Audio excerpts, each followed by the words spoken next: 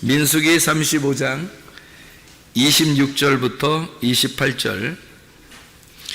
그러나 살인자가 어느 때든지 그 피하였던 도피성 지경 밖에 나가면 피를 보복하는 자가 도피성 지경 밖에서 그 살인자를 만나 죽일지라도 피 흘린 죄가 없나니 이는 살인자가 대제사장이 죽기까지 그 도피성에 머물러야 할 것임이라.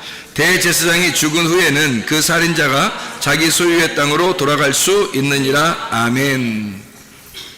민수기 35장 26절부터 28절까지 말씀을 읽었습니다. 여러분, 이게 어디 얘기예요? 도피성에 대한 이야기예요. 도피성.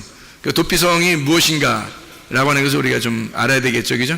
도피성이 뭐냐? 도피성 뭐 하는 거냐? 이게 알아야 되겠는데, 도피성이 뭐 하는 거냐면 살인을 저지른 사람이 거기로 도망가서 대제사장한테 나 이런 죄를 졌는데 사실 고의성 있는 건 아닙니다 라고 얘기를 하면, 그럼 대제사장이 듣고서 그럼 여기 도피성에 들어와서 도피하고 있어라, 숨어 있어라. 그러면 이제 대제사장이 죽을 때까지는 거기서 안전하게 있는 거예요. 그게 이제 도피성입니다. 도피하는 그 성이란 말이에요. 자, 그거는 이제 우리가 알고 우리가 말씀을 좀 나누도록 하겠습니다. 우리 여호수아를 한번 찾아보겠어요. 여호수아 20장을 보면 도피성에 대한 이야기가 쭉 나와 있어요. 여호수아 20장. 도피성에 대한 이야기가 1절부터 8절까지에 쭉 나와 있는 그런 내용이거든요. 도피성. 이게 이제 성경을 많이 안 읽어본 사람들에게 생소한 단어고, 성경을 많이 읽은 사람들은 그 도피성이라고 하는 게 생소한 단어는 아니에요. 원래 이제 뭐 피하는 곳이고 피하고 숨는 곳이니까 도피하는 성이죠. 어떻게 보면 여러분이 세상에서 도망와서 도피해가지고 어디로 왔어요? 교회로 왔죠. 그러니까 이 교회가 도피성이 되는 거죠. 그러니까 세상으로부터 도망와서 이게 피해온 거잖아요, 그죠? 뭐 잘못해서 도망온 거예요? 뭐 그럴 수도 있는 거고, 그렇지 않을 수도 있는 거고, 교회라는 건 이제 피해서 온 거잖아요. 이게 도피성이나 마찬가지죠, 교회가. 자, 여호수아 20장의 1절부터 우리 8절까지의 말씀에 보면 도피성인데, 이 도피성이 있잖아요. 7절, 8절에 보면 몇 군데가 나오냐면, 이 도피성이 몇 군데에다가 이것을 만들으라고 되어 있냐면 6군데에 만들어야 되어 있어요. 6군데. 예, 그러니까 도피성이 몇 개 돼야 된다고요? 6개가 돼야 된다는 거예요. 그럼 6개라는, 6이라고 하는 건 뭐를 의미해요? 6은, 7은 예수님을 의미하는데, 그죠? 7이 하면 뭐 안식일을 얘기하고, 안식일의 주인은 예수님이고, 그래서 7은 보통 예수님을 말하는데, 6은 보통 뭘 말하는 거예요? 네, 사람을 말하는 거예요, 사람. 사람이 언제 창조됐어요? 며칠 날 창조됐죠? 6째 날 창조됐잖아요. 그래서 사람을 보통 6이라고 표현을 해요. 그러니까 사람이 사람답게 살지 못하면 뭐가 돼? 짐승. 그래서 짐승도 며칠 날 창조해요? 6째 날 같이 창조하는. 그러니까 6째 날은 짐승과 사람을 창조하는 거예요.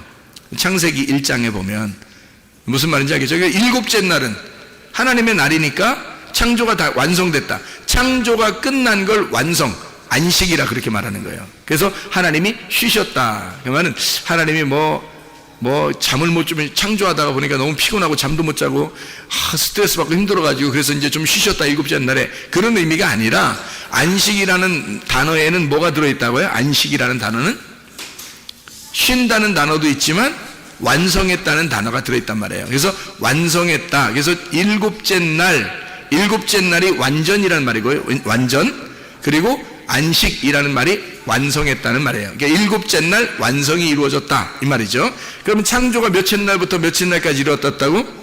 첫째 날부터 6째 날까지 이루어졌다고.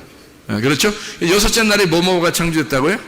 사람과 짐승이 창조됐다고. 그래서 사람답게 살지 못하면 짐승이 된다고. 짐승이 거듭나면 사람 된다고. 그래서 야, 짐승 같은 놈아, 네가 거듭나면 사람 된다, 이렇게 되는 거죠. 그런데 이제 사람이 막 사람답게 못 살면 이 짐승 같은 놈이 되는 거죠. 이렇게 반대로. 그러니까 짐승과 사람은 같이 공존하는 거예요. 어디에 공존할까요? 교회에 같이 공존한단 말이에요. 교회에 짐승과 사람이 같이 공존하는 것은 구원받은 사람과 구원받지 못한 사람이 같이 있는 거죠. 그죠? 그래서 구원받지 못한 사람은 예수님이 없으니까 예수님 없는 사람을 뭐라 그러냐면 짐승이라 그러고요. 예수님이 있는 사람을 사람이라 그렇게 말하는 거예요. 무슨 말인지 알겠죠? 그죠?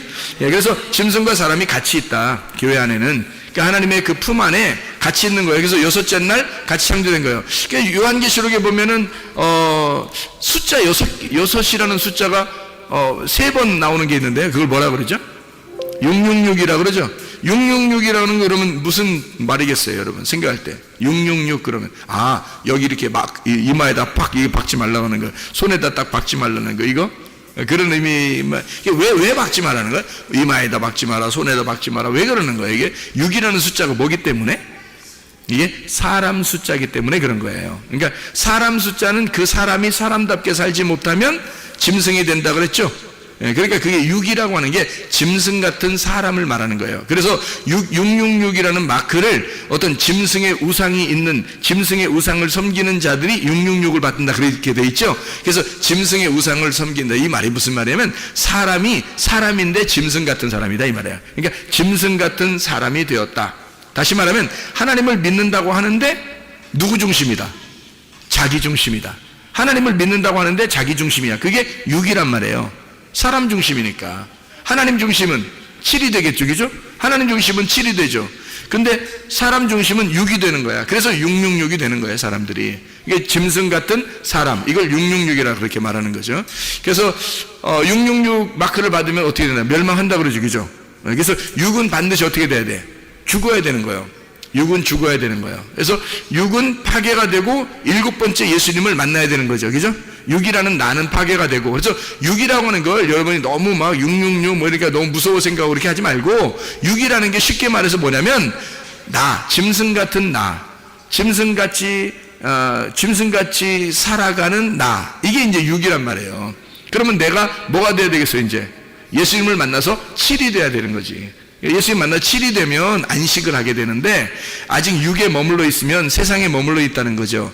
이런 세상에 머물러 있는 나를 위해서 이 땅에 도피성이 되신 6개로 오신 죽으시러, 나 때문에 죽으시러 오신 6개의 도피성으로 오신 예수님을, 그걸 도피성이라 그렇게 말하는 거란 말이에요. 그러니까 한마디로 말하면 6이라고 하는 6이라는 것은 땅의 교회를 말한다면, 예를 들어서 땅의 교회를 말한다면, 그러면 이제 하늘의 교회가 이 땅에 오신 분이 누구냐면 예수님이에요. 그게 7이라는 말이란 말이에요. 그게 안식, 하나님 안에서만 안식이 있으니까. 그래서 7이라는 예수님이 하늘에서 이 땅에 내려오면 하늘의 교회가 되는 거죠, 그죠? 하늘의 교회가 이 땅에 내려오면 그분이 7이 되는 거예요. 그래, 우리는 어디에 숨어 있어야 돼?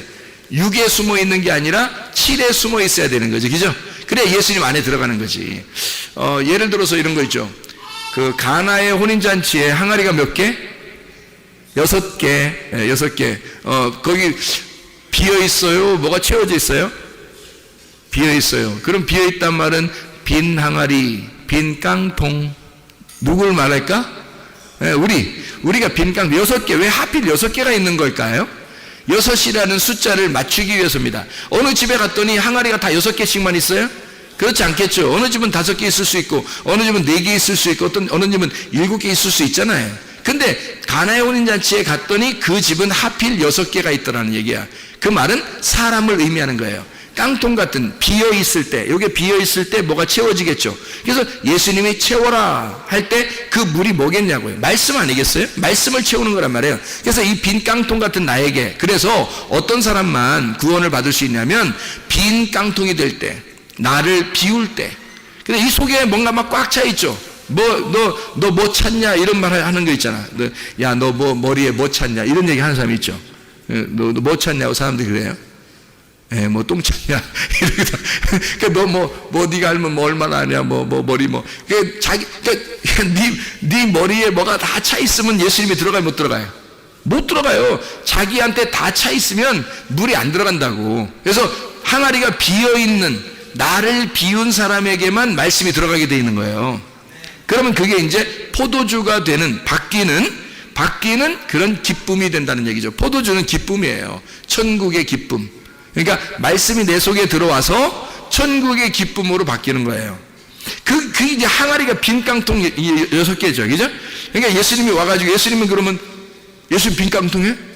아니죠. 물을 주는 분이잖아. 그러니까 빈 깡통 6개에다가 예수님이 옆에 서 있으면 몇 개?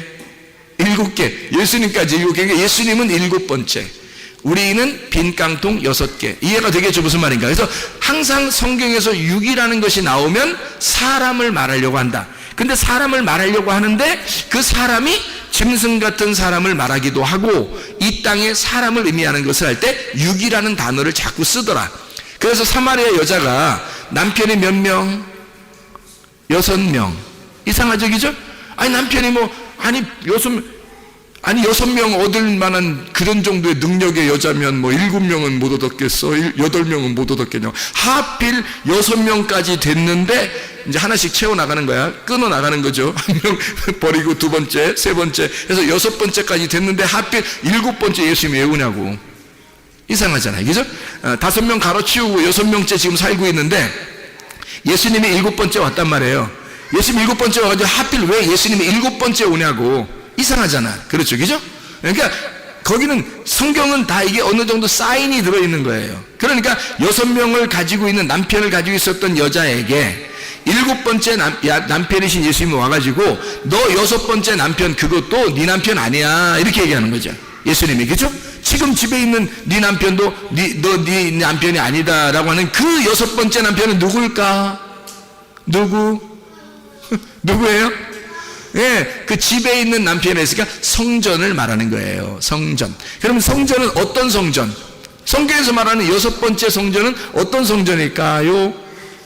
돌성전, 무너져야 할 돌성전이란 말이에요. 예수님은 7번째니까 예수님은 어떤 성전? 무너지지 않는 성전이란 말이에요.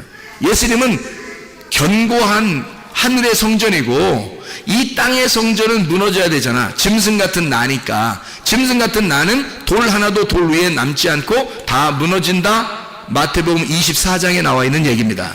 그러니까 이게 종말이 어디에 이루어져야 되는 거야? 내 안에서 이루어져야 된다는 거지. 이해가 되겠죠? 종말은 내 안에서 이루어져. 왜? 내가 666이니까. 내가 666이니까 이 안에서 종말이 이루어져야 된다는 거지. 6개 깡통 빈 항아리는 그 속에 물이 채워지면서 7번째 남편을 만났을 때, 7번째 주인을 만났을 때 6 항아리가 물이 채워져 가지고 포도주로 바뀌는 거예요. 이해가 되겠어요? 그러니까 6개는 주님을 만나면, 7번째를 만나면 6개가 완전해진단 말이에요. 그래서 안식을 누리는 것이다. 무슨 말인지 알겠죠? 이렇게 6이라고 하는 숫자는 예수님 말고 사람을 의미하는 나를 말하는 것인데, 이 나는 어떤 나냐? 6번째는 무너져야 할 나, 죽어야 할 나. 그래서 666을 받은 사람은 다 어떻게 된다 그래요? 하나님이 대적하시고 죽인다 그랬죠, 그죠? 요한계시록에 나온 왜 그러냐면 6번째는 죽어야 되기 때문에 그런 겁니다. 그러니까 빈 깡통이 원래 자기가 빈 깡통일 때, 여러분이 빈 깡통을 생각해 보세요. 빈 깡통이야 자기가.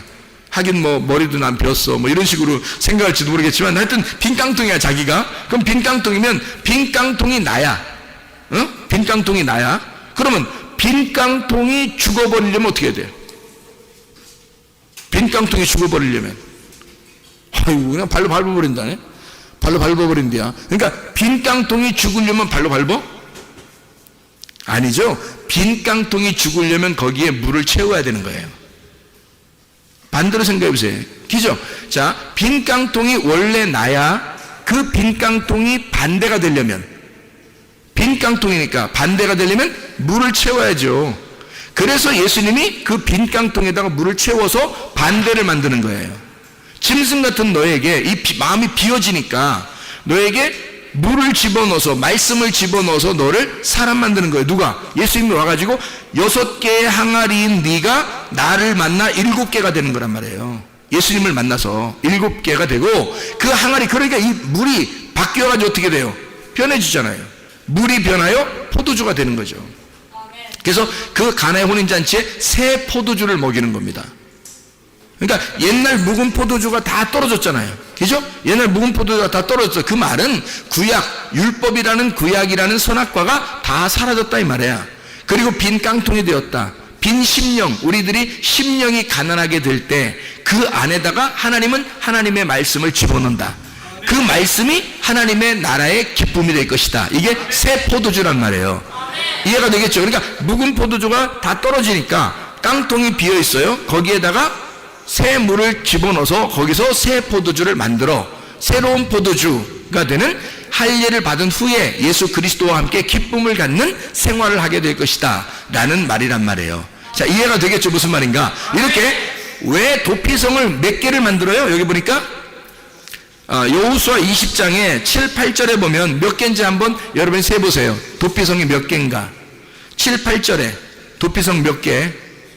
몇 개? 6개예요. 지금 계속 몇 개 얘기했어요? 6개 얘기를 했잖아요. 6개 얘기를 계속 하고 난 다음에 지금 여기 도피성 몇 개? 이러면 이제 몇 개야? 쳐다보지도 않고 6개, 그럼 정답이야. 여기 6개 딱 나온 거예요. 왜냐면 6개라고 하는 도피성은 그럼 뭔 거예요? 이 땅에서 살인한 자가 도망가서 있는 곳이란 말이에요. 그죠? 살인자가 도망가서 있으니까 도피성은 어떤 놈만 있는 거니까 다. 순살인자 강도만 거기 와 있는 거야. 이해가 돼요? 이게 도피성이니까 완전히 무슨 집단이야, 이게? 이게 무슨 범죄 소굴 집단이야. 무슨 말인지 알겠어요? 그러니까 살인자, 강도, 도둑놈, 죄인들이 막 도피성만 도망오는 거예요, 여기서? 그래서 도망와가지고 거기에 딱 있어. 거기에 순 그런 놈들만 꽉 차 있어요. 그러면 거기를 뭐라 그래? 감옥이라 그러는 거야. 그러니까 성경에 자 보세요. 도피성은 또 다른 말로 말하면 뭐다 그러니까? 감옥이다 이런 말이지. 자, 이렇게 생각할 수 있겠나? 자, 도피성이 감옥이란 말이에요. 그러니까 잘 이제 들어보세요. 그러니까 여러분이 그냥 여러분 나름대로 자꾸 생각하지 마세요. 여러분 나름대로 자꾸 생각하면 이 헷갈려지니까. 그러니까 잘 이제 따라오면 되는 거예요. 여러분이 따라오면 뭔 얘기 하나 따라가 보자. 이렇게 따라와 보세요. 그래서 이제 도피성이 6개니까 이 6을 가두어 둘 수 있는, 그러니까 빈 항아리가 있는데 그 빈 항아리는 6개의 빈 항아리는 이 땅에 있는 거란 말이에요. 그죠? 그러면 하늘에서 7번째가 오면 7이 되니까 7은 뭐예요? 하늘이 되잖아요. 그러니까 6은 땅의 것이 되는데 7은 하늘이란 말이에요. 하나님이란 말이야. 그렇죠? 그러니까 예수님이 6명의 남편에서 예수님이 합해지면 7번째 남편이 되니까 7명이 되니까 하늘이 되는 거예요. 하늘 남편이 되는 거예요. 7이. 그러니까 6 항아리도 빈 거였는데, 땅에서는 빈 거였는데 예수님이 오니까 7이 돼버리는 거예요. 그래서 하늘 것이 돼버리는 거예요. 도피성도 몇 개예요?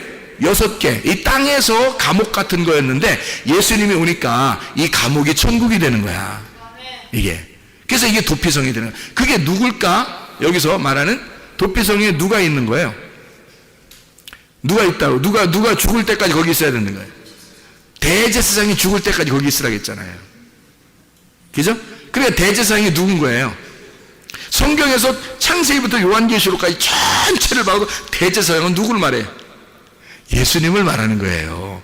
전체, 이 전체에서 대제사장을 나를 말하겠어?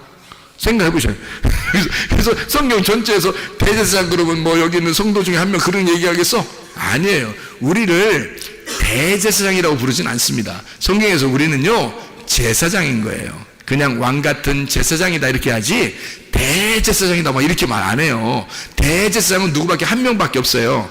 전 이스라엘에 한 명. 대제사장은요. 그 대장은 대표거든요.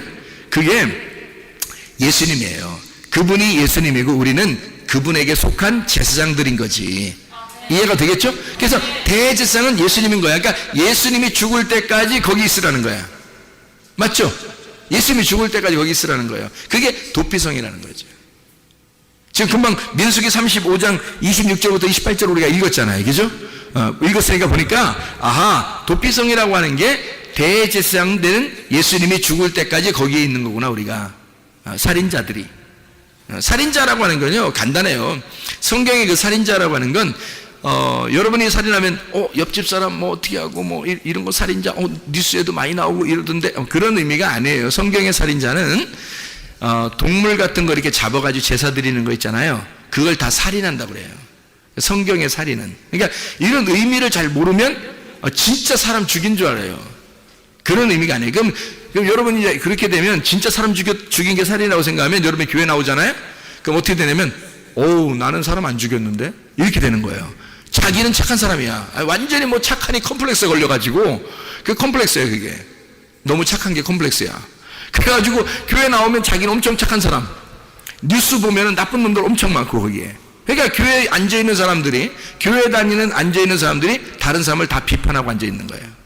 그러니까 조금만 교회에서 누가 잘못한다 그러면 자기가 막 비판하는 거예요. 저 사람 왜 저래? 난 안 그런데. 이렇게 되는 거예요. 성경에서 말하는 살인은요, 동물 제사를 말하는 겁니다. 구약에 속해 있는 사람을 살인자라 그러는 거예요. 구약에 속해 있는 사람, 예수님을 못 만난 사람, 예배를 못 드리고 제사를 드린 사람을 살인자라 그러는 거예요. 성경에서. 그 살인자를 뭐라고 다른 말로 말하면 우상숭배자를 말하는 거예요. 우상숭배자를 다른 말로 말하면 음란이라고 말하는 거예요. 그래서 너희가 간음했다, 음란했다, 그게 뭐냐면 아버지 하나님이 있는데 남편이 거기 있는데 다른 남자를 따라갔다 이거야. 그게 음란이라 그러는 거예요. 그거를 우상숭배라 그러죠. 그 우상숭배가 하나님을 죽이는 행동이다라고 해서 그거를 살인이라 그러는 거예요. 이해가 되겠죠? 무슨 말인가? 그래서 이 살인한 자가 몰랐단 말이에요. 자기가 그렇게 죽인 줄 몰랐어요. 여러분이 뭐 누구 사람 죽인 것도 아니고 말이에요. 제사를 그렇게 드리려고 했던 것도 아니고 모르잖아요. 그런데 어느 날 교회를 와보니까 알게 된 거예요. 말씀을 듣다 보니까 살인이 뭔지를 알았어요. 간음이 뭔지를 알았어요. 우상숭배가 뭔지를 알았어요. 죄가 뭔지를 알았어요. 이러니까 이게 그전에는 어떤 상태예요? 그전에는 알고 한 거예요? 모르고 한 거예요? 모르고 한 거란 말이에요. 그래서 모르고 죄를 진 사람이 도망치는 곳이 어디다? 도피성이라는 거지.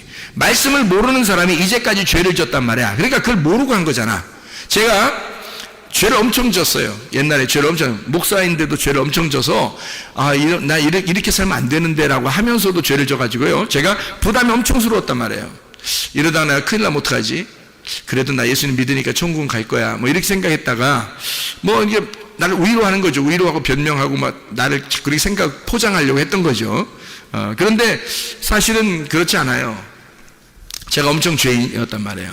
그러니까 사람들이 볼 때는 뭐 저를 보면 목사님이니까 뭐 착한 줄 아는데 그것도 진짜 바리새인인 거죠. 이게 그런 것들도 바리새인. 그러니까 정말로 나쁘게 죄를 지은 나를 내가 스스로 날 보면서 하나님 앞에 회개하고 싶지 않겠냐고요. 내가 목사인데 그래도 양심상 내가 하나님 앞에 회개하고 싶지 않겠냐. 그래서 하나님 앞에 회개하려고 여기 이제 무릎을 꿇고 하나님 앞에 기도를 했단 말이에요. 하나님 정말 회개합니다. 내 진짜 다시는 안 할 테니까 내가 이런 죄를 안 짓고 이런 죄를 안 짓고 이런 죄를 안 지려고 하는데 하나님 정말 용서해 주세요. 이렇게 하고 기도를 하는데, 그렇게 기도를 시작했는데 많이 한 게 아니에요. 시작을 했는데 눈물이 펑펑 나는 거예요. 눈물이 펑펑 나는 거예요.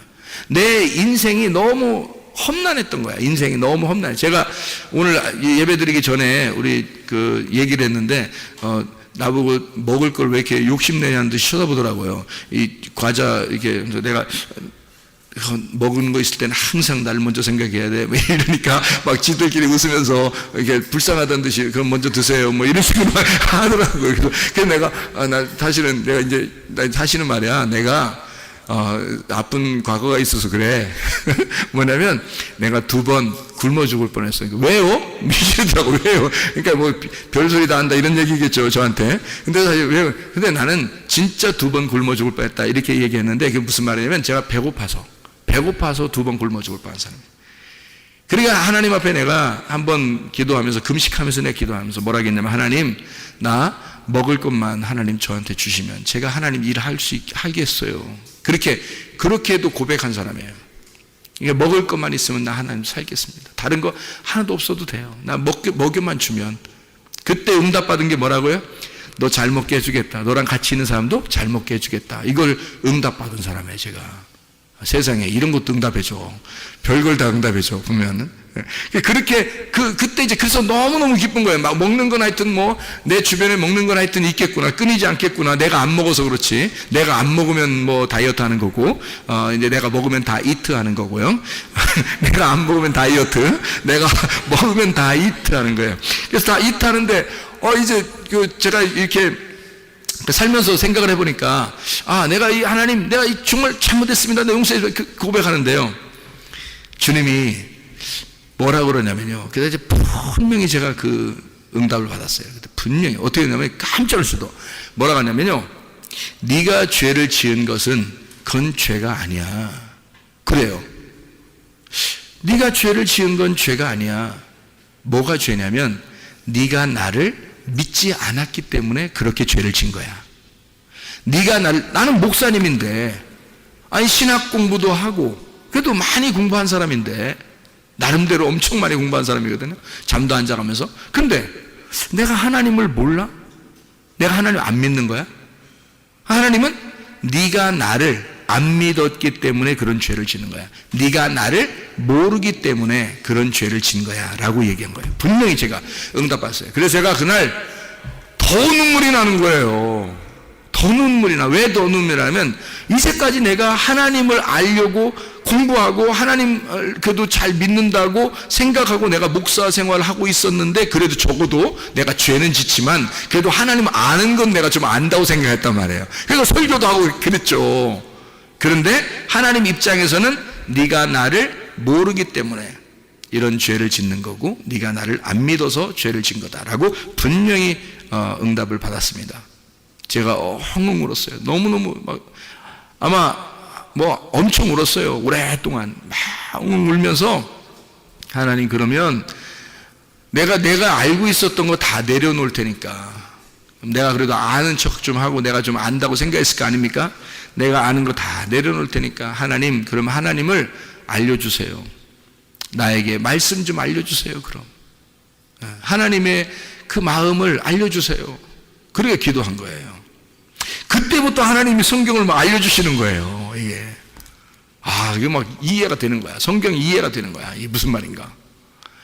그러니까 겉으로 읽을 때는 몰랐는데 속의 내용을 보니까 이제 알겠는 거예요. 이 내용이 알려주니까.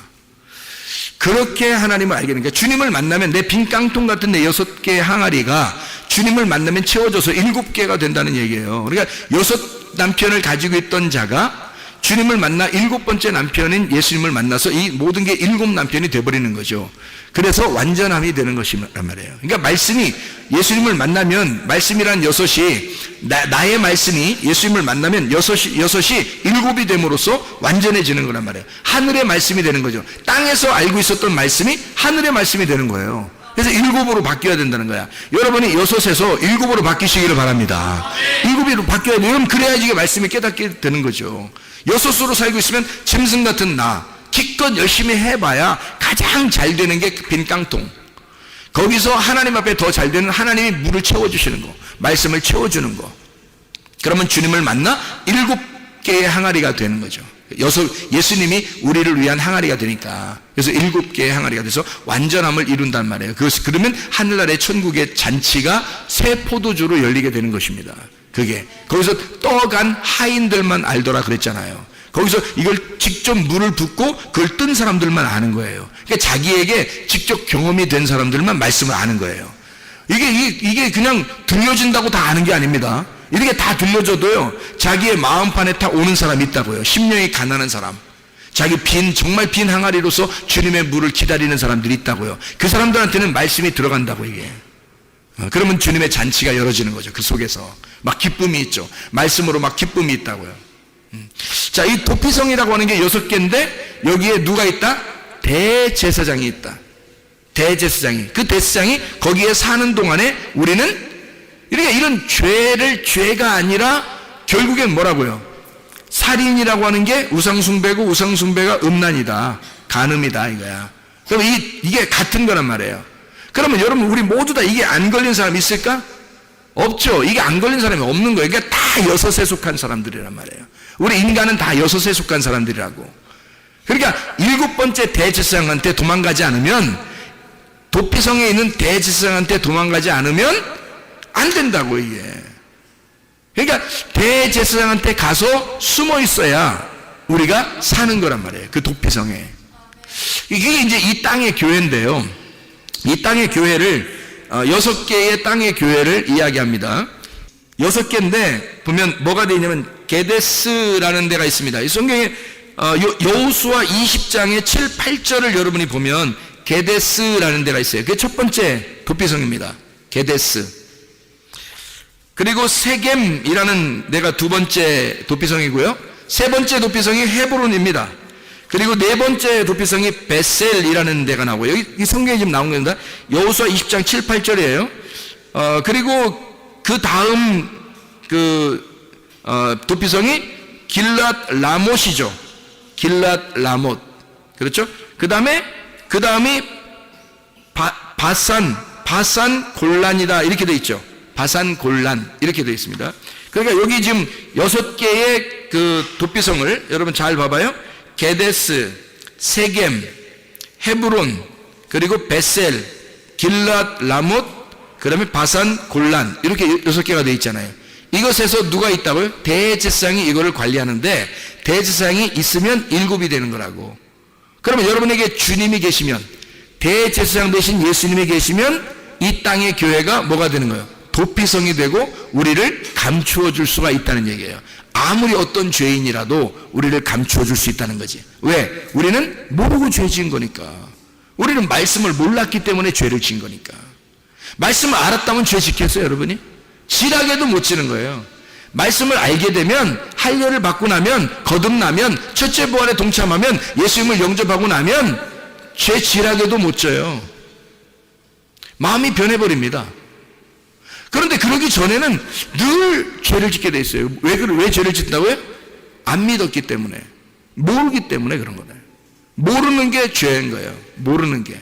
그래서 요한복음 17장 3절에 보니까 여호와 하나님과 그 아들 예수 그리스도를 아는 것이 영생이라. 그 아는 것이라는 말이 뭐라고요? 기노스코. 기노스코가 뭐라고요? 몸과 마음으로 깨달아서 깨달아진 거, 아는 거. 이걸 기노스코라 그래요. 그 기노스코가 되면 영생이 온다 이렇게 된 거예요. 너희가 나를 믿지 않는 것이 죄다라고 하는 것은 요한복음 16장 9절에 나와 있는 말씀이고요. 그러니까 이렇게 죄라고 하는 것이 그런 의미다. 이해가 되겠죠? 무슨 말인가? 우리가 생각하는 뭐 어떤 뉴스에 나올 만한 그런 죄가 아니에요. 성경의 죄들은 다 우상숭배, 간음, 음란, 살인, 제사 드리는 거, 구약의 제사 드리는 그런 의미들을 얘기하는 거예요. 내 열심으로, 내 믿음으로 제사 드리려고 하는 거, 이거를 우상숭배라 그러고 음란이라 그러고 살인이라 그러는 거라. 그럼 우리는 어떻게 예배를 드려야 되나요? 제사가 아니라 예배, 영과 진리 안에서 예배를 드려야 된다. 영과 진리 안에서 예배 드리는 것은 뭐다고? 영 안에서, 진리 안에서 예배 드린다는 말은 보이지 않는 세계를 위하여 보이지 않는 믿음을 가지고, 나의 믿음이 아니라 하나님의 아들의 믿음으로 영 안에서 진리라는 말씀을 깨닫는 것이, 그것이 예배라는 말입니다. 지금의 예배는 그래서 여러분이 와가지고 뭐 동물 제사를 드려요? 아니면 말씀 들어요? 말씀 듣는다고요, 여러분이. 이게 예배라고 생각하는 거예요. 왜냐하면 여기서 깨달아지잖아요. 말씀이 깨달아지잖아요. 그러면 영 안에서 진리 안에서 영이 진리를 깨닫게 해주잖아요, 이게. 그래서 영 안에서 진리 안에서 깨달아지면 이걸 예배라고 그런다고, 이거를. 지금은 영과 진리의 예배란 말이에요, 지금이. 제사 드리지 않잖아요, 여러분. 이해가 돼요? 여러분의 열심으로 되는 거예요, 이게? 하나님의 열심으로 되는 거예요. 하나님의 열심으로 되는 거란 말이에요. 나의 열심으로 되는 게 아니고, 내 열심이 들어가면 율법이라 그러는 거고, 하나님이 자기가 열심히 해서 나를 섬겨주시고 나를 구원해 주시고 은혜를 베풀어 주시고 말씀을 주시면 그걸 은혜라 그러는 거란 말이에요. 율법이 아니라 은혜다 이렇게 말하는 거죠. 하나님이 아들 예수가 이 땅에 오신 것도 은혜로 온 거죠. 우리가 뭐 오라고 해서 온 거 아니에요. 하나님이 자기 아들을 보내신 거란 말이에요. 그걸 은혜라 그러는 거예요. 선물로 우리에게 주셨다 이렇게 말하는 거죠. 말씀도 그렇게 오는 겁니다. 여러분에게 말씀이 계속 떨어지잖아요, 이렇게. 그것은 여러분이 가만히 앉아있는데 그냥 떨어진다고, 말씀이. 그 씨앗이 떨어진다고요. 이걸 은혜라 그러는 거예요. 율법이 아니라. 이해가 되죠? 그러니까 우리는 율법 안에서 구원받는 게 아니라 은혜가 여러분에게 왔을 때 그게 하나님 아들이라는 선물이고, 그 선물을 받았을 때 씨가 심겨진단 말이에요. 그럼 그 열매를 맺히면 이것이 우리에게 하나님의 아들이 잉태가 되는 거라고, 속에서. 그러면 구원받는 거란 말이죠. 하나님의 말씀이 여러분 속에서 자라나시길 바랍니다. 말씀이 계속해서 이게 숨겨져 있는 게 아니라 감추어진 것이 드러나서 비밀 없는 친구가 되고, 예수님과 예수 자꾸 이렇게 발화하여 이게 열매를 맺고 자라나야 된단 말이죠. 그 주님의 이 아들이, 하나님의 아들이. 이해가 되겠죠? 우리 속에서 하나님의 아들이 뭐라고요? 그러면 성경에서 말씀이 속에서 자라나야 된다는 거죠. 그러니까 말씀을, 너희가 하나님을 아는 것과 그 아들 예수 그리스도를 아는 것이, 잘 알게 되면 뭐라로, 어디 보여요? 어디 보여서 알게 됐어요? 말씀이거든요. 그 말씀을 알게 되는 것이 너희에게 영생이다라고 얘기하잖아요. 그러니까 말씀을 우리가 설교 듣는 시간이 어떻게 보면 굉장히 중요한 시간입니다. 그 시간이에요. 근데 사람들은 그걸 잘 모르니까, 이게 진짜 예배인지 잘 모르니까 어떻게 막 열심히 어떻게 해야지 예배를 드리는 거야 막 이렇게 생각한다고요. 근데 주님은 원하는 게 뭐겠어요? 너희들은 원래 하나님의 아들이 아니야. 너희들은 양자가 됐잖아. 양자가 됐으니까 너희들은 아버지를 잘 모를 거 아니야. 아버지 하나님을 잘 모를 거 아니야. 그러니까 아버지가 목사를 통해서, 말씀을 깨달은 목사를 통해서 알려주고 싶은 거야. 아버지를 자꾸 알려주고 싶은 거야. 하나님 아버지를 자꾸 소개하고 싶은 거야, 이렇게. 그거예요. 그거 알아달라는 거예요. 하나님을 알고 이렇게 되는 거예요. 그 아들 예수가 오신 것에 대해서 알고 이렇게 하면 이게 알고 이게 영생이란 말이에요. 이게 영생 되는 거다 이게. 얼마나 쉽냐고요. 이게 예배라고요. 그 말씀의 예배란 말이에요. 진리 안에서 영 안에서 예배. 그래서 신령과 진정으로 예배 드릴 때고는 곧 이때라. 아버지께서는 그렇게 예배 드리는 자들을 찾으시느니라 이렇게 되어 있죠. 요한복음 4장 23절 24절의 말씀이잖아요. 그게 예배란 말이에요. 사마리아 여자가 물어봤을 때 예배를 어떻게 드립니까? 예수님이 그렇게 말했죠.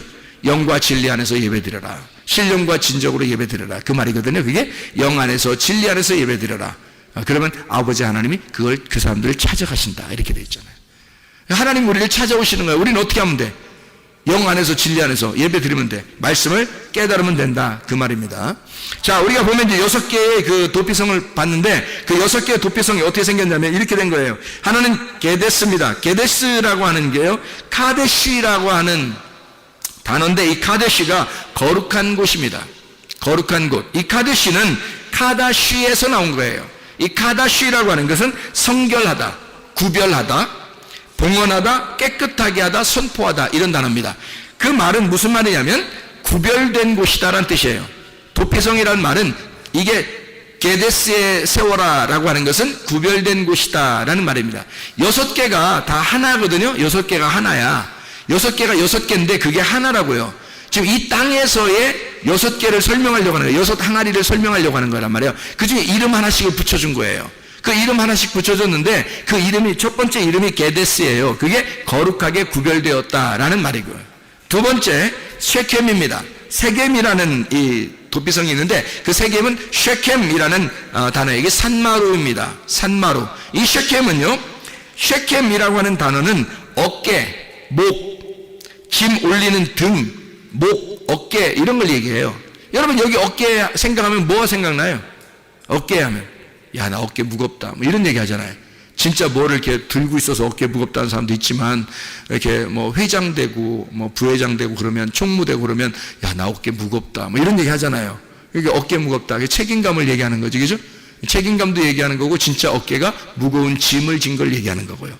그래서 책임감을 가진, 책임이 따르는 어깨가 무거운 그리고 짐을 진 그것이 세겜이라는 도피성이에요. 그러니까 도피성의 이름을 가만히 6개를 생각해 보면 그게 뭔지를 알게 되는 거죠. 그죠? 아, 도피성이 뭐 때문에 있구나라는 걸 깨닫게 되는 거죠. 헤브론이 있습니다. 헤브론. 세 번째가 헤브론인데요. 이 헤브론은 교제의 자리라는 뜻입니다. 교제의 자리. 헤브론. 교제라고 하는 건 뭐예요? 하나님과 교제한다 그러면 어떻게 돼요? 예배를 말하는 거죠. 예배. 거기서 헤브론, 아브라함이 헤브론에서 하나님께 제단을 쌓았더라 이렇게 되는 거예요. 그래서 아브라함이 헤브론에서 제단을 쌓았더라. 자, 다윗이 왕이 될 때 이스라엘 백성들이 아직 인정하지 않고 유대 백성들이 인정하고 있을 때 다윗이 첫 번째로 왕이 돼서 하나님 나 어디에서 왕권을 내가 행사할까요? 라고 하나님 앞에 기도했을 때 어디로 가라고 하나님이 명령했어요? 헤브론으로 갈지니라 이렇게 돼 있잖아요. 그 헤브론이, 너 헤브론이나 가라 이 말이거든요. 너 헤브론이나 가라. 그럼 그 말은 뭐예요? 너 나와 예배에 성공하자. 너 예배 먼저 드려라 그 말이에요. 너 예배 먼저 드려라. 나하고 교제하자. 너 이 사람들 백성 다스린다고 뭐 왕한다고 어쩌고 뭐 그게 중요한 게 아니라 헤브론으로 먼저 와. 다시 말하면 너 나하고 예배 먼저 드리자 이거야. 너 나하고 먼저 서로를 알자. 서로 교제하자. 그게 헤브론이에요. 친구가 되는 그 헤브론. 이 헤브론이라는 것은 헤베르에서 나온 단어고요. 이게 단체, 물이라는 단어입니다. 하바르에서 나온 단어고 이게 결합하다, 연결하다, 동맹하다, 쌓아올리다라는 단어예요. 그러니까 함께 결합해서 동맹을 이루는 겁니다. 그러니까 함께 하는 거니까 교제죠. 서로 교제하고 함께. 나 혼자 할 수 없잖아요. 예배를 혼자 드려요? 아니에요. 예배는 함께 드리는 겁니다. 누구하고? 하나님하고 나하고 같이 뭐 해요? 예배를 여러분 쉽게 얘기해서 예배를 뭐라 그래? 예배를 쉽게 얘기해서 뭐라고 그랬다고 그랬어요? 예배는 뭐 하는 거라고? 먹는 거라고. 먹는 거. 뭘 먹어? 양식이 뭐예요? 말씀. 그러니까 하나님도 먹고 우리도 먹는 거. 그게 예배야. 그러니까 하나님은 뭘 드신다고? 가슴과 우편 뒷다리는 누가 먹어? 우리가. 먹기 좋은 거는 우리가 먹는 거고, 그리고 하나님 뭐 드신다고요? 기름과 피를 드신다고. 그래서 하나님에게 제사 드릴 때는 기름과 피를 하나님 앞에 드리잖아. 그렇죠? 우리는 가슴과 우편 뒷다리를 먹게 돼 있는 거예요. 하나님의 사랑, 가슴을 먹게 되고 하나님의 마음을 알게 된 사람이 여호와의 능력으로, 그 우편 뒷다리 능력으로 살아가야 된다라는 그런 말이에요. 그리고 하나님은 뭐예요? 기름, 그리고 피. 이건 순전히 뭐야? 기름은 성령님을 의미하고 피는 예수의 피, 죽음을 의미하는 거죠. 그래서 예수의 죽음으로 성령, 그 안에서만 하나님 받아주시는 거니까 예수님만 먹는 거야. 하나님은 온전히 자기 아들만 먹는 거예요. 성령 안에서 예배 드릴 때만 하나님 받아주시는 거야. 그러니까 하나님은 기름과 피를 먹고 우리는 가슴과 우편 뒷다리를 먹어. 그러니까 함께 먹는 걸 화목제라고 그러고, 그걸 헤브론, 하나님과의 교제, 이게 하나님과의 친교라 그렇게 말할 수 있는 예배라는 말입니다. 예배는 우리 혼자 먹는 게 아니에요. 하나님하고 우리하고 같이 먹는 거야. 그걸 예배라 그러는 것입니다. 자, 예배 무슨 말인지 알겠죠? 이게 헤브론이라는 얘기입니다. 그 다음에 이제 도피성이 베셀입니다. 베셀이라고 하는 것이 이게 베제라가 아니라 베제르인데, 이 베제르라고 하는 이 단어는 접근할 수 없는 지점을 의미합니다. 베제르라고 하는데 이게 엄격히 잘랐다, 금을 그었다, 방어를 한다, 이런 말이에요. 그러니까 완전히 보호하고 방어하는 거죠. 바짜르에서 온다는데 이게 잘라내다, 요새화시키다, 강한 벽으로 막는다, 높아서 요새화되어서 접근할 수 없도록 만든다 할 때가 이게 바짜르라는 단어입니다. 그러니까 이 바짜르, 베셀이라는 단어는 완전히 보호를 말하는 거예요. 하나님이 우리를 보호하시는 장소, 이게 도피성, 베셀이라는 도피성. 길르앗 라못 할 때 길르앗은 갈에드라는 단어고요. 이게 갈에드, 이게 증거의 무더기입니다.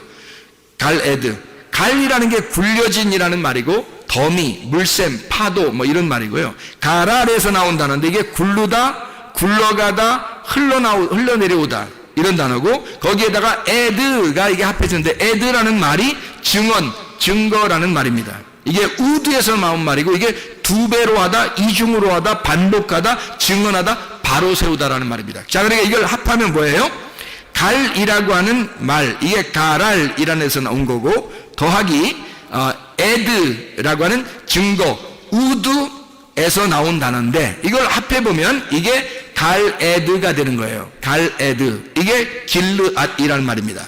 증거의 무더기. 다시 말하면 하나님이 우리를 이렇게 완전히 이중으로 막을 쳐준다는 얘기예요. 이중으로 막을 쳐준다. 그래서 이중으로 갚아주는, 이중으로 막을 쳐서 두 배의 축복.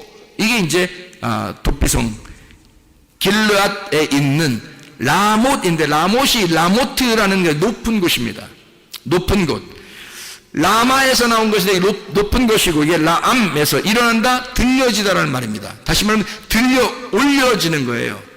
그러니까 들어 올려져서 이 길르앗 라못에 이렇게 들어 올려지는 그 도피성. 다시 말하면 하나님이 우리를 볼 때 이 높은 곳으로 인도하신다는 의미죠. 그죠? 높은 곳으로. 그래서 이 땅과 이 하늘에서 밑에서 위로 이렇게 올려서 이 사람들을 보호하고 두 배의 갑절의 축복을 줘서, 예를 들어서 욥이라는 사람이 원래 있던 욥이 시험에 들려 있다가 다시 이겨낼 때 말이에요. 이겨내는 자라 됐을 때, 그때 두 배의 축복을 주잖아요. 그죠?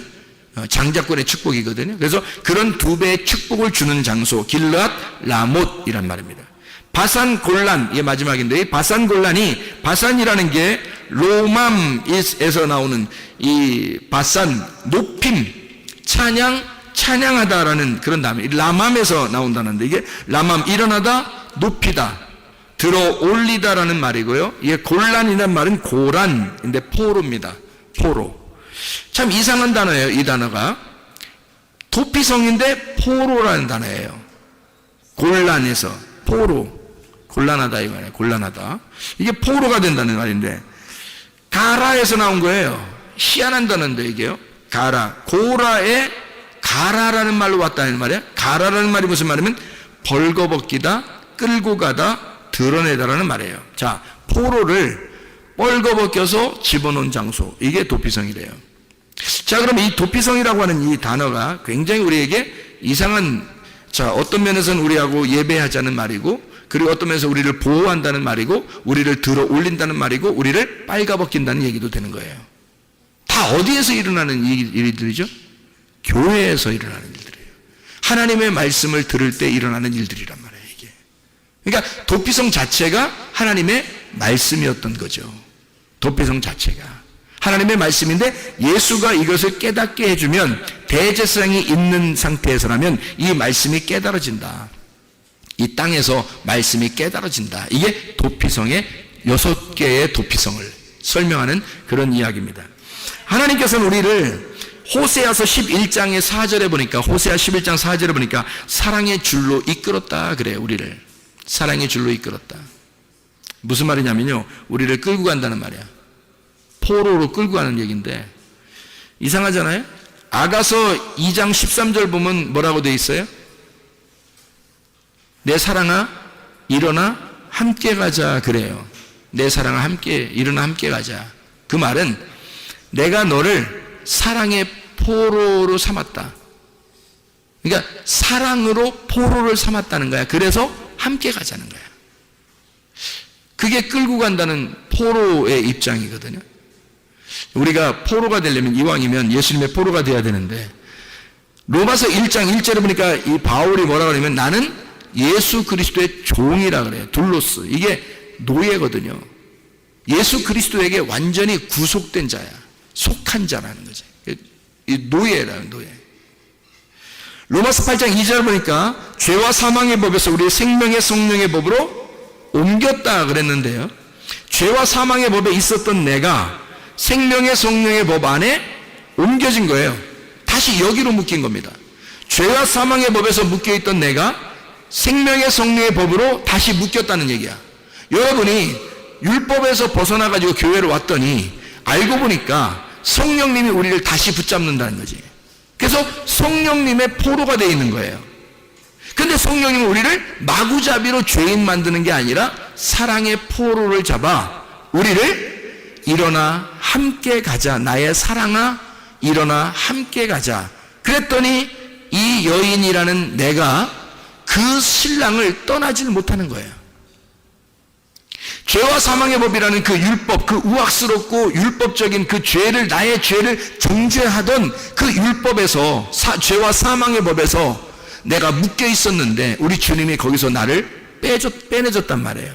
빼내주고 생명의 성령의 법 안에 다시 우리를 묶어서 사랑의 포로를 삼았다고. 그래서 우리 주님은 우리를 어떻게 하냐면 우악스럽게 우리를 가자고 하는 게 아니라 인격적으로 우리 함께 갈까?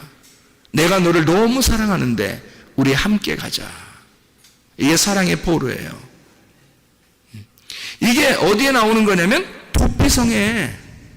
도피성이 그런 곳이라고요.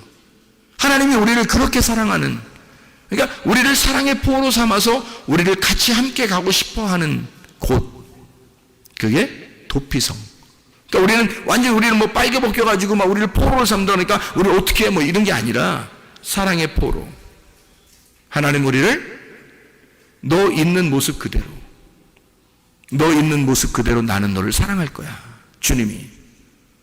그래서 너를 발가벗겨. 네가 입었던 옷 말고 이제 내가 너에게 옷을 입혀줄게. 그래서 주님이 우리를 발가벗겨서 우리를 끌고 가서 자기의 사랑의 포로를 삼는 거예요. 그랬더니 이 여자가 이런 신랑 만나고 난 다음에 안 벗어나는 거야. 너무 좋으니까, 너무 인격적이니까 안 벗어나는 거야. 자기가 사귀던 남자, 자기가 남편이었던, 섬기던 그 남편은 율법이었고 너무 힘들게 했는데 자기를, 새로운 신랑을 만났어. 은혜라는, 복음이라는, 진리라는 신랑을 만났어요. 이 남자친구는, 이 신랑은 너무 잘해주는 거야. 자기를 함께, 내 사랑아 함께 가자. 슬프면 같이 슬퍼해주고 기쁘면 같이 기뻐해주고, 자기가 앞에 막 먼저 막 가는 것도 아니고 함께 동행하는, 같은 걸음으로 같이 가는, 늘 옆에서 같이 있어 주려고 하는 그런 사랑의 신랑이라는 거죠. 그게 주님입니다. 그게 우리의 도피성이고 우리의 주님이시라는 거죠. 이렇게 친구처럼 사랑하는 거, 이게 진짜 신랑과 신부. 결혼 잘한다, 결혼 잘했다, 결혼 잘해야 된다, 결혼 잘했구나, 이런 걸 어떻게 알 수 있어요? 어떻게 되면 결혼 잘했다는 거야? 둘이 친구 되면, 둘이 친한 친구가 되면, 서로 비밀이 없고 서로 자기의 것을 감추지 아니하고, 그리고 친구처럼 지낼 수 있다면, 그러면 결혼 잘하는 거고 결혼 잘한 것입니다. 우리는 모두 결함이 있지만 결핍이 없게 만들어 주시는 것, 이게 선한 목자가 하시는 거예요. 주님은 우리에게 늘 우리는 결함이 있어요. 부족하고 연약해요. 그런데 결핍은 없어요. 왜? 선한 목자가 되시는 분은 우리의 부족함을 채워주시는, 결핍함을 채워주시는 분이거든, 그 선한 목자가. 그래서 서로가 부족한 점들을 주님이 채워주시는 거예요. 이렇게.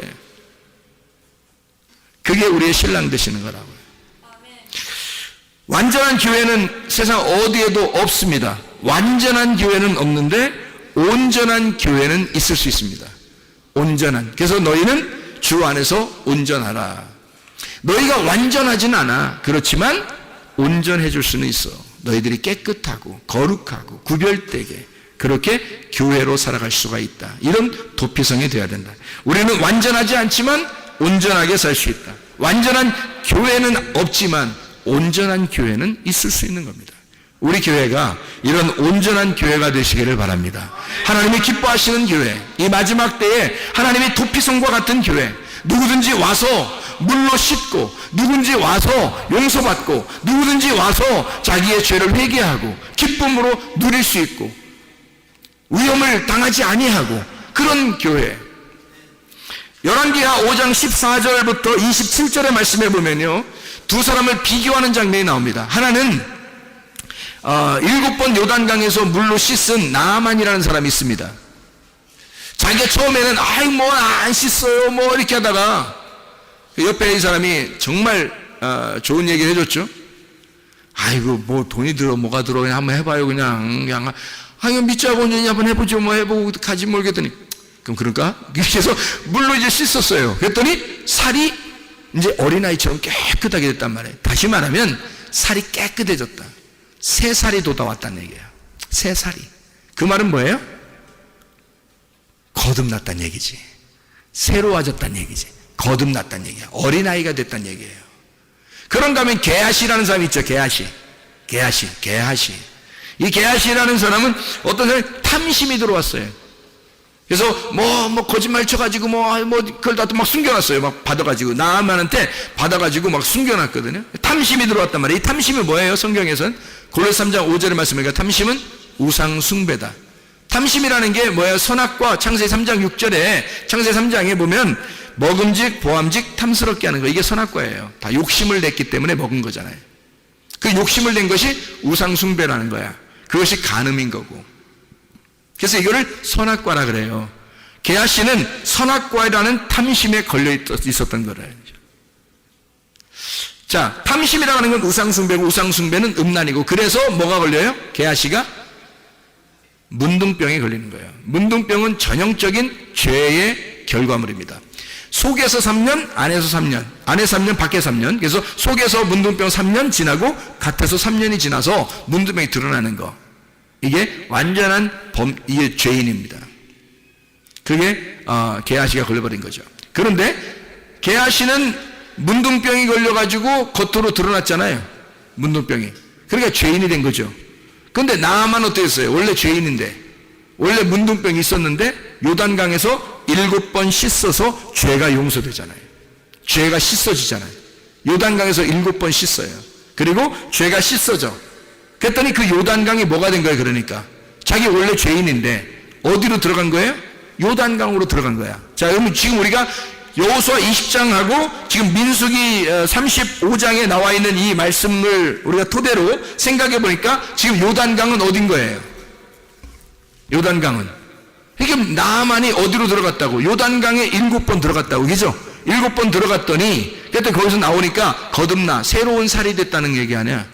그러면 요단강으로, 자기는 원래 죄인이었는데 그 요단강으로 들어갔다 나오니까 살아난 거죠, 그죠? 그 원래 죄인인데 죄가 없어진 거죠. 게하시는 원래 죄가 없었는데 죄인이 된 거고, 뭘 먹으니까? 선악과를 먹으니까, 탐심을 가졌으니까, 욕심을 가졌으니까. 자기 중심으로 자기를 위한 삶을 살려고 했으니까. 그런데 요단강에 7번 들어간 나아만은 자기가 심판받은 거죠. 요단강에서 심판을 받은 거란 말이에요. 자기를 심판한 거래요. 자기의 죄가 다 씻어진 거예요. 그랬더니 이 사람은 뭐에 들어간 거예요? 죄를 지었지만 도피성에 도망간 거잖아요. 요단강에 들어갔다는 얘기는 도피성에 들어갔다는 얘기잖아요. 그렇죠? 그래서 7번 씻어 거기서 완전하게 죄 씻음을 받았다, 이런 말이잖아요. 그 말은 요단강 자체가 뭘 얘기하는 거야? 죽음과 부활을 말한다. 예수님이 마태복음에 보면 예수님이 침례 요한한테 침례를 받을 때 어디로 가요? 요단강으로 가잖아요.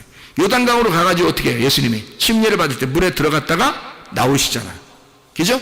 물에 들어 나오니까 나올 때 어떻게 막 성령의 비둘기같이 하늘문을 열어가지고 그 위에는 말씀이 막 내려오잖아요. 이는 내 사랑하는 아들이다, 내 기뻐하는 자다라고 얘기하잖아요. 그게 언제? 물에 들어갈 때 나와요? 그 소리가 물에서 올라올 때 나와요?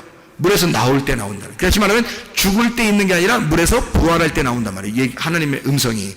이해가 되겠죠? 그것처럼 죽음과 부활을 말하는 곳이 어디냐면 요단강이란 말입니다. 그 요단강에 나아만은 자기를 씻어서 7번 씻어서 죄를 씻음 받고 나병, 문둥병이 있었는데 고침을 받았단 말이에요. 그런데 게하시는 문둥병이 없었는데 그 나아만이 가지고 있던 그 문둥병이 게하시한테 들어가 버리는 거예요. 뭘 가지니까? 선악과를 먹어버리니까. 탐심을 가져버리니까. 자, 무슨 말인지 이해가 되시나요? 서로 비교한 장면들입니다. 그러니까 요단강은 지금 뭘 얘기하는 거다? 죽음과 부활을 말하는 거다. 그거를 다른 말로 말하면 뭐라는 거다? 도피성을 말하는 것이다. 도피성을 다른 말로 말하면 뭘까요? 그럼 성막, 성전을 의미하는 것이다. 성막, 성전. 지금으로 말하면 뭐다? 그러니까 도피성이 교회다. 그래서 교회는 뭐 하는 곳이다? 여러분을 죽이는 곳이다. 그리고 여러분을 살리는 곳이다. 이해가 되겠습니까? 교회 자체가 그러니까 이게 도피성이라 여러분을 죽이고 여러분을 살리는 곳이다. 이게 죽음과 부활을 말하는 그 말씀이 있는 곳, 이게 교회를 의미하는 것이다. 이해가 되겠죠? 무슨 말인가? 그래서 우리는 피난처라고 하는 게 이게 도피성인데요. 이 피난처가 도피성인데 내 대신 누가 죽어야지만이 거기서 일이 끝나요. 도피성에서 끝나요. 대제사장 되시는 예수님이 죽을 때까지 나는 거기 있어야 돼. 그리고 예수님이 죽으면 다 끝나.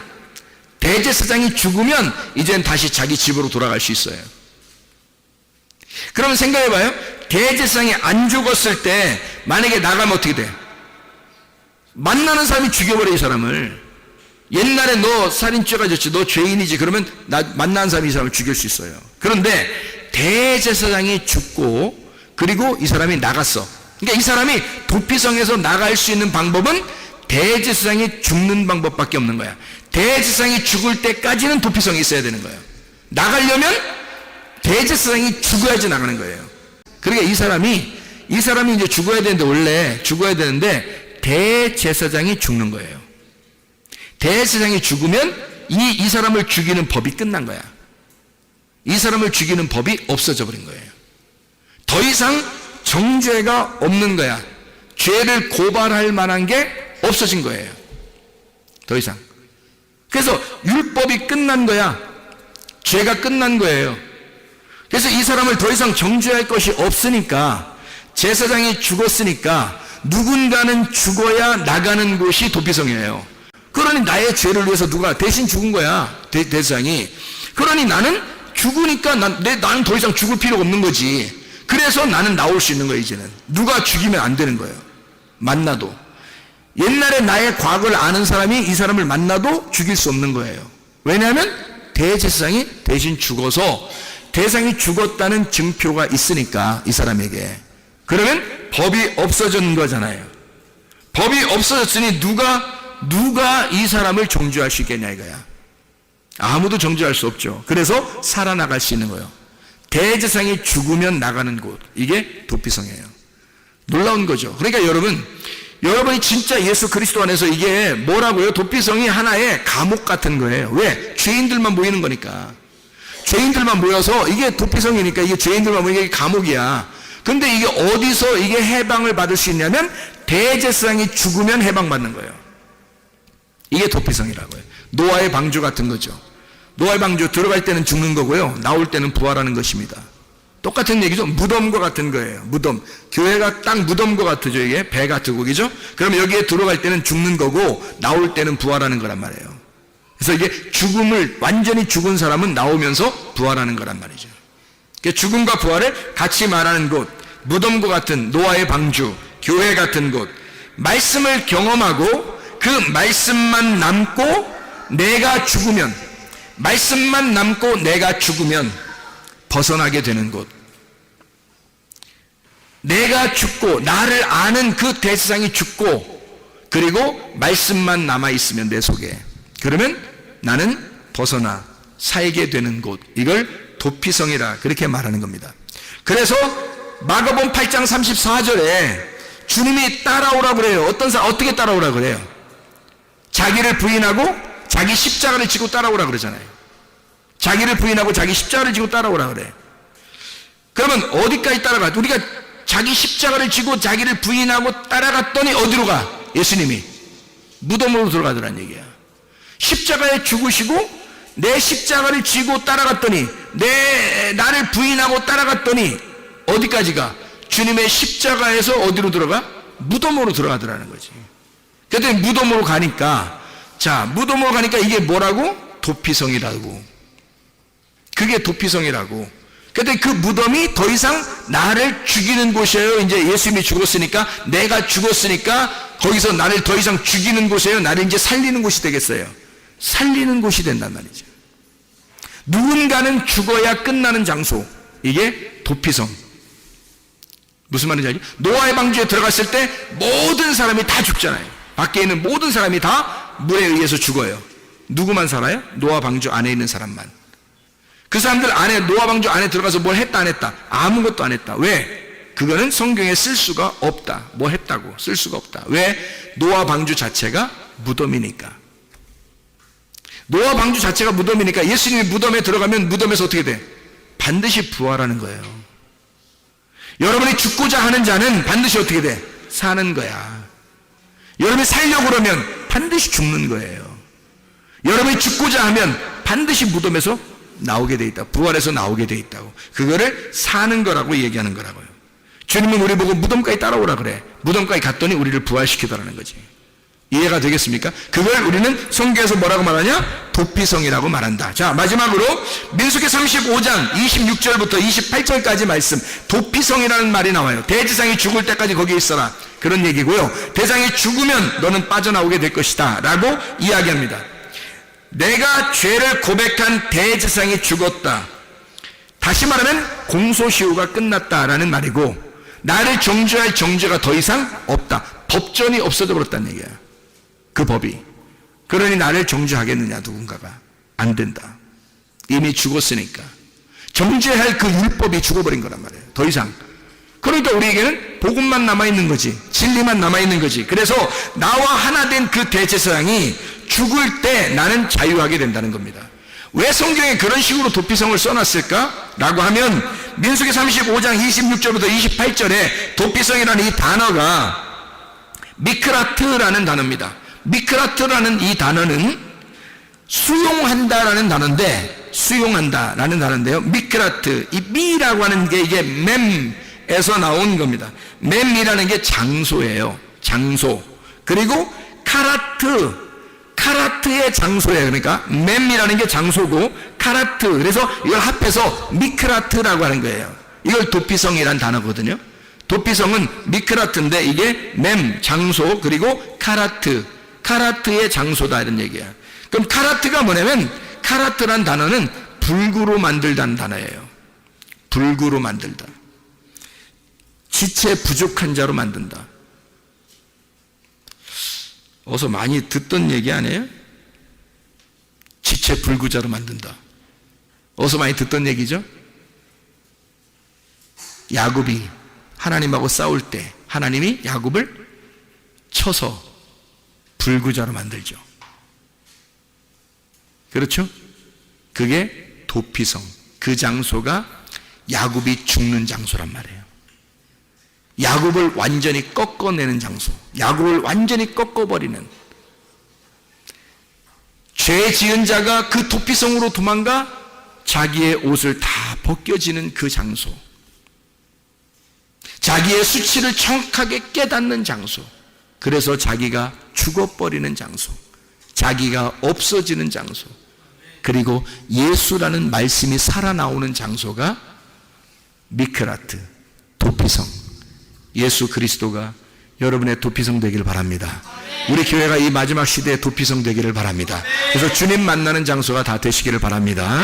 우리 하나님 아버지 인도하시고 사랑하심을 감사합니다. 주의 말씀대로 살다가 주님 만나게 도와 주시옵소서. 예수 그리스도 존귀하신 이름 받들어 기도 올리옵나이다. 아멘.